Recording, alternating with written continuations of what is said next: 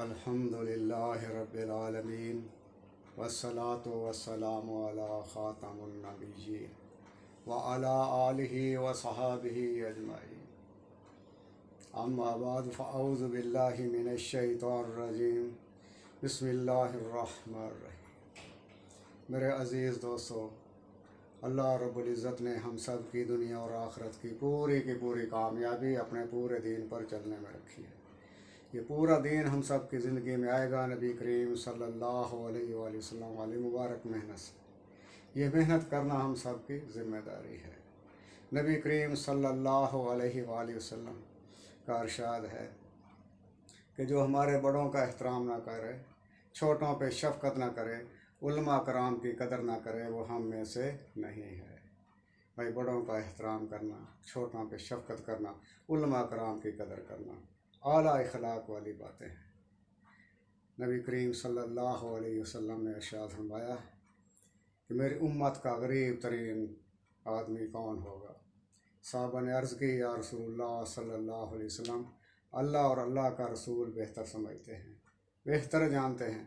ارشاد فرمایا کہ میری امت کا غریب ترین آدمی وہ ہوگا جو کل قیامت والے دن اتنی نیکیاں لائے گا کہ پہاڑوں پہ رکھیں اور پہاڑ دب جائیں، مگر اس نے لوگوں کے حقوق دینے ہوں گے۔ کسی کو زبان سے تکلیف پہنچائی ہوگی، کسی کو ہاتھ سے تکلیف پہنچائی ہوگی، کسی کا مال کھایا ہوگا، کسی کو گالی دی ہوگی، کسی کی غیبت کی ہوگی، کسی کی زمین دبائی ہوگی۔ حقوق لینے والے آئیں گے، اس کی نیکیاں لے کر چلے جائیں گے، اور بعد میں ان کے گناہ بھی اس کے اوپر ڈال دیے جائیں گے، کیونکہ حقوق والے بہت زیادہ ہوں گے، نیکیاں اس کی کم پڑ جائیں گی، اور اس کو جہنم میں گھسیٹ کر پھینک دیا جائے۔ میرے عزیز دوستو، دنیا کی زندگی عارضی زندگی ہے، 4 دن کی زندگی ہے، اور آخرت کی زندگی بہت بڑی لمبی زندگی ہے اور ہمیشہ رہنے والی ہے۔ اس دنیا میں رہ کر ہم نے آخرت کی تیاری کرنی ہے۔ بھئی، ہمارے اخلاق اچھے ہوں، ہمارے ہمسائے کے ساتھ اچھے سلوک ہوں، عام مسلمانوں کا اکرام کریں۔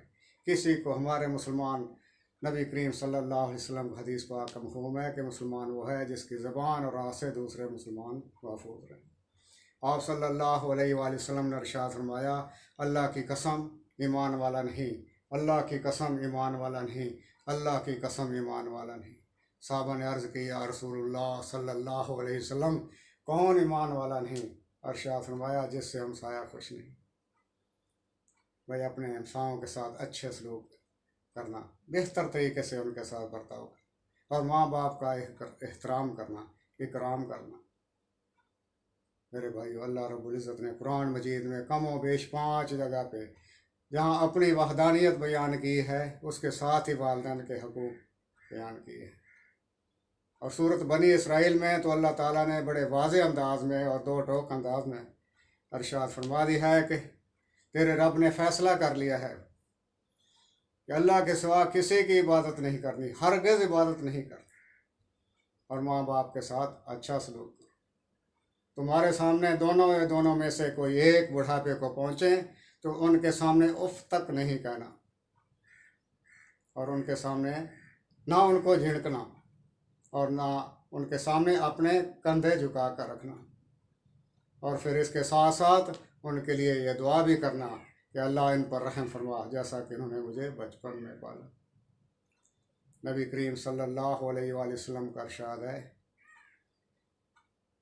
کہ کاش میری ماں زندہ ہوتی اور میں نماز پڑھ رہا ہوتا اور میری ماں مجھے آواز دیتی اور میں اپنی ماں کے لیے، اس کے ادب احترام کے لیے نماز توڑ دیتا۔ میرے بھائیو، نماز جیسا فریضہ بھی ماں کا احترام اس سے افضل ہے۔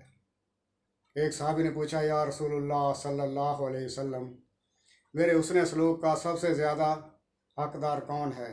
ارشاد فرمایا، تمہاری ماں۔ اس نے دوبارہ پوچھا، پھر کون؟ آپ صلی اللہ علیہ وسلم نے ارشاد فرمایا، تمہاری ماں۔ اس نے تیسری دفعہ یہی سوال دہرایا، آپ صلی اللہ علیہ وسلم نے ارشاد فرمایا کہ تمہاری ماں۔ اس نے چوتھی دفعہ عرض کی، آپ صلی اللہ علیہ وسلم نے ارشاد فرمایا، تمہارا باپ۔ تو میرے محترم دوستو، माँ के कदमों के नीचे जन्नत है और बाप की रज़ा में अल्लाह की रज़ा है। हमारे इखलाक अच्छे हो जाएं, आला इखलाक हो जाएं, जैसे नबी करीम सल्लल्लाहु अलैहि वसल्लम के इखलाक। कुफार मक्का ने आपके साथ क्या कुछ नहीं किया, मगर फ़तह मक्का के मौके पर आप सल्लल्लाहु अलैहि वसल्लम ने सबको माफ़ कर दिया। जिन्होंने अपनी आंखों से मौजे देखे थे और ईमान नहीं लाए थे, आप सल्लल्लाहु अलैहि वसल्लम ने फरमाया कि आज मैंने तुम्हें माफ़ कर दिया। मैं तुमसे वही बात करूँगा जो मेरे भाई यूसुफ अलैहिस्सलाम ने अपने भाइयों से की थी कि आज तुम पर कोई दोष नहीं। ये बात सुनते ही सारे के सारे मुसलमान हो गए। तो भाई आला इखलाक के साथ हम एक दूसरे के साथ पेश आए। हमारे इखलाक नबी करीम सल्लल्लाहु अलैहि वसल्लम वाले बने।